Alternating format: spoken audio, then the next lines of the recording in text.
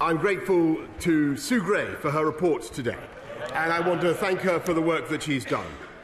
I also thank the Metropolitan Police for completing their investigation, and I want to begin today by renewing my apology to the House, to the whole country, for the short lunchtime gathering on the 19th of June 2020 in the Cabinet Room, during which I stood at my place at the Cabinet table and for which I received a fixed penalty notice. And I also want to say, Mr. Speaker, above all, that I take full responsibility for everything that took place on my watch. Sue Gray's report has emphasised that it is up to the political leadership in Number 10 to take ultimate responsibility, and of course I do. But since these investigations have now come to an end, this is my first opportunity to set out some of the context and to explain both my understanding of what happened and also to explain what I have previously said to this House. And it's important to set out that over a period of about 600 days, gatherings on a total of 8 dates have been found to be in breach of the regulations in a building that is 5,300 metres square across 5 floors, excluding the flats. Mr. Speaker, I do think it is important because this is the first time I've had the chance I've had to set out the context. Hundreds of staff are entitled to work, and in the Cabinet Office, which has thousands of officials and now is the biggest it's been in any point in its 100-year history. And that is in itself one of the reasons why the government is now looking for change and reform. Mr. Speaker, those staff working in Downing Street were permitted to continue attending their office for the purpose of work, and the exemption under the regulations applied to their work because of the nature of their jobs reporting directly to the Prime Minister. These people were working extremely long hours, doing their best to give this country the ability to fight the pandemic. Mr. Speaker, I appreciate that this is no mitigation, but it is important to set out Prime Minister, context. please, just one second. Can I just appeal to the House? I expect it to be heard, and I want everybody to hear it. And I want the same respect to be shown to the Leader of the Opposition afterwards. So please, this is a very, very important statement that the country wants to hear as well. Prime Minister.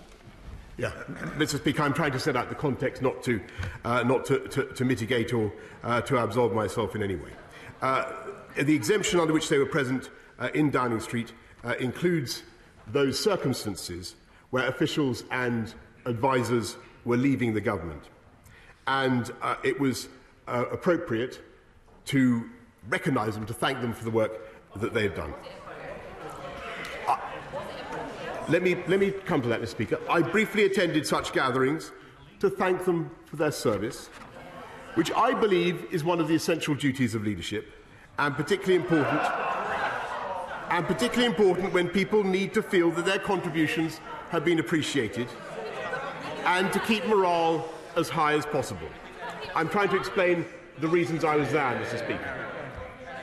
And it's clear from what Sue Gray has had to say that some of these gatherings then went on far longer than was necessary.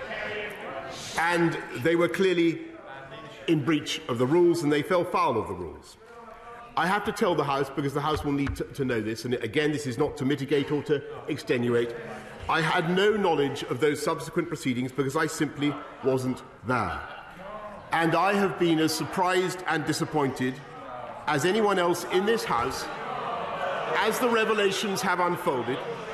And frankly, Mr. Speaker, I have been appalled by some of the behaviour, particularly in the treatment of the security and the cleaning staff. And I would like to apologise to those members of staff.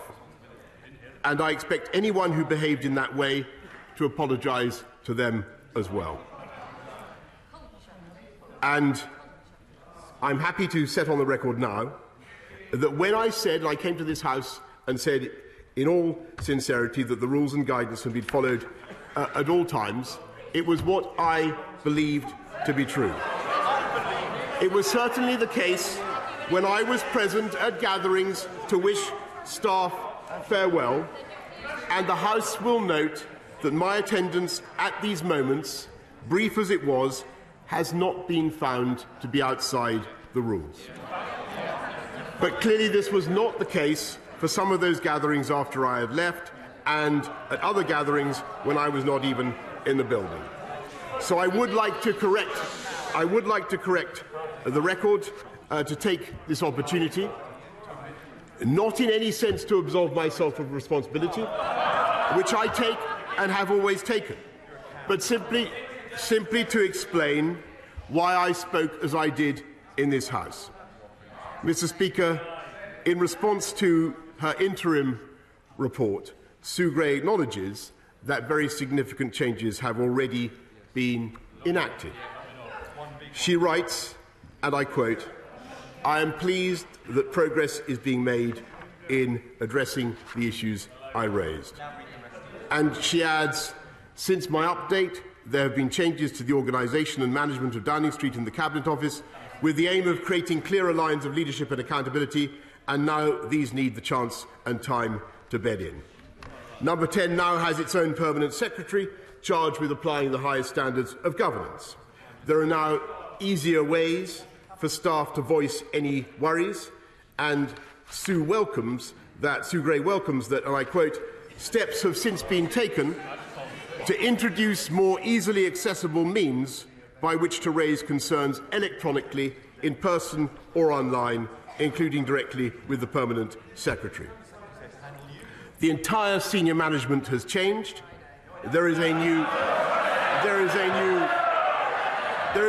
Chief of Staff, an elected member of this House, who also commands the status of a Cabinet Minister. There is a new Director of Communications, a new Principal Private Secretary, and another of other key appointments in my office. I am confident with the changes and new structures that are now in place, that we are humbled by the experience, and we have learned our lesson. And I want to conclude by saying that Mr. Speaker, I am humbled and I have learned a lesson, Mr. Speaker. And I want to conclude by saying that whatever the failings of we'll come to that.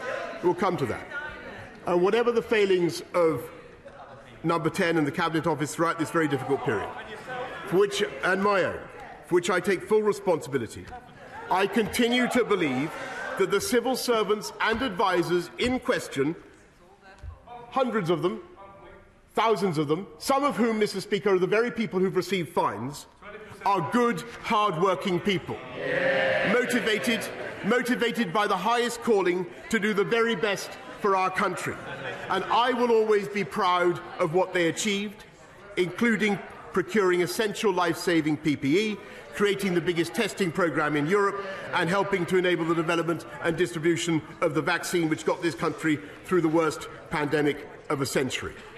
And now, Mr. Speaker, we must get our country through the aftershocks of COVID with every ounce of ingenuity and compassion and hard work. So I hope that today, as well as learning the lessons from Sue Gray's report, which I'm glad I commissioned, and again, I repeat I'm grateful to her. And I hope very much that now that she has reported, we will be able to move on and focus on the priorities of the British people, standing firm against Russian aggression, easing the hardship caused by the rising costs that people are facing, fulfilling our pledges to generate a high-wage, high-skill, high-employment economy that will unite and level up across the whole of our United Kingdom. That is my mission, that is our mission, that is the mission of the whole of the government, and we will work day and night to deliver it, and I commend this statement to the House.